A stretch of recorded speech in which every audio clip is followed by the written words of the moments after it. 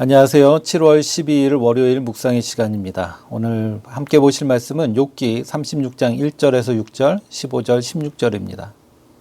엘리후가 말을 이어 이르되 나를 잠깐 용납하라. 내가 그대에게 보이리니 이는 내가 하나님을 위하여 아직도 할 말이 있음이라. 내가 먼 데서 지식을 얻고 나를 지으신 이에게 의를 돌려보내리라.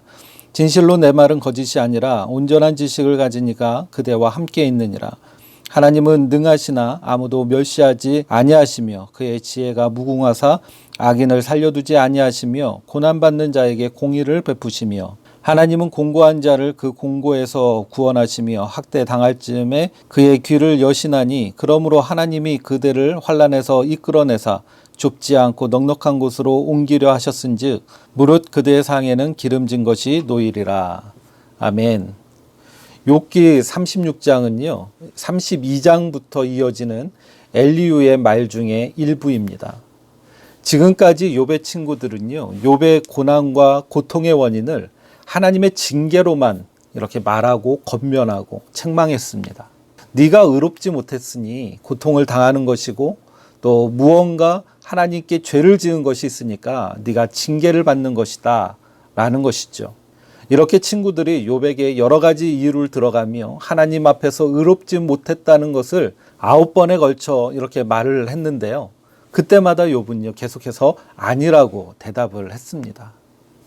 욥의 친구들은요 욥에게 하나님을 공의와 정의의 하나님, 심판하시는 하나님, 징계하시는 하나님으로만 이렇게 얘기를 했습니다.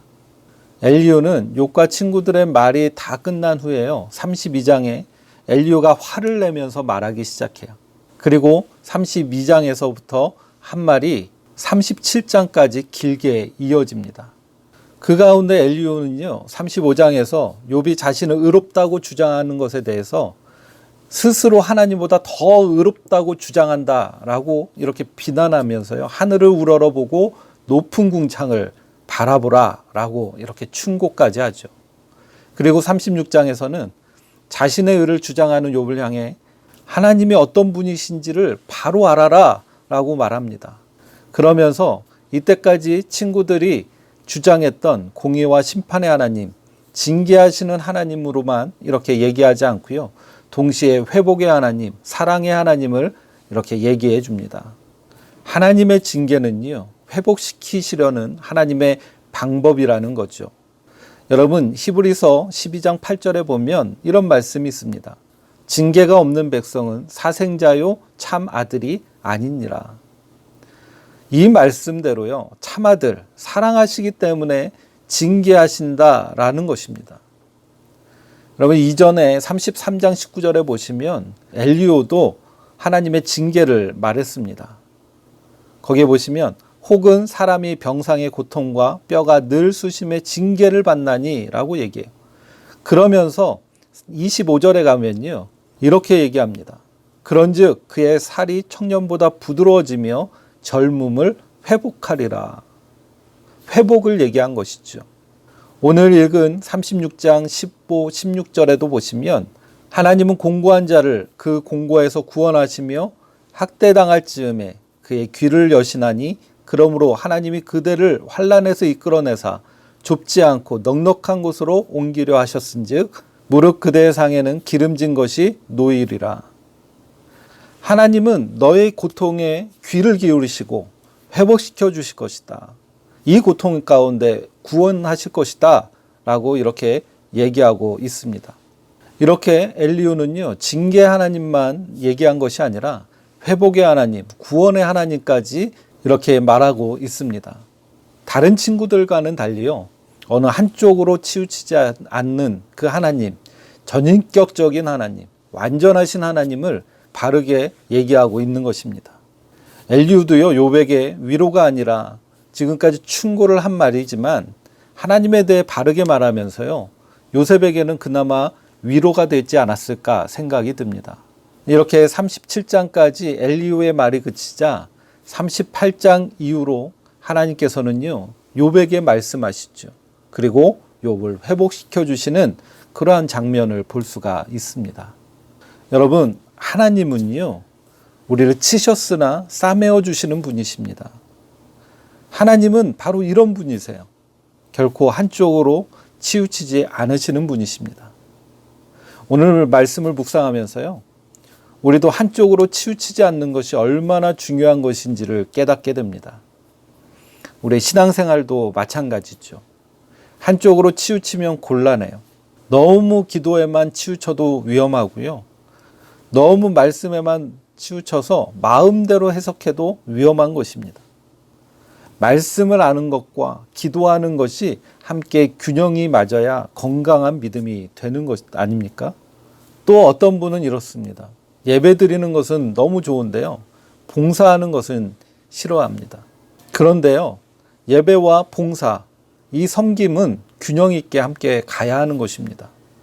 또 어떤 분은요, 혼자서는 신앙생활을 잘 하는데 두 사람 이상 함께 모여서 이렇게 함께 동역하는 것을 아주 힘들어합니다. 혼자서도 하나님 앞에서 바로 서야 하지만 두세 사람이 공동체를 이루는 일에도 우리 성도로서 열심을 내야 하는 것이죠. 여러분, 신앙생활은요, 두 발로 함께 걸어가야 하고요, 또 여러 사람이 함께 손잡고 걸어가는 것이 하나님 앞에 건강한 신앙생활을 하는 것입니다. 여러분, 오늘 우리가 믿는 하나님은요, 공의와 정의 그리고 심판의 하나님이시지만요, 동시에 은혜와 자비의 하나님, 사랑의 하나님이심을 우리는 믿어야 합니다.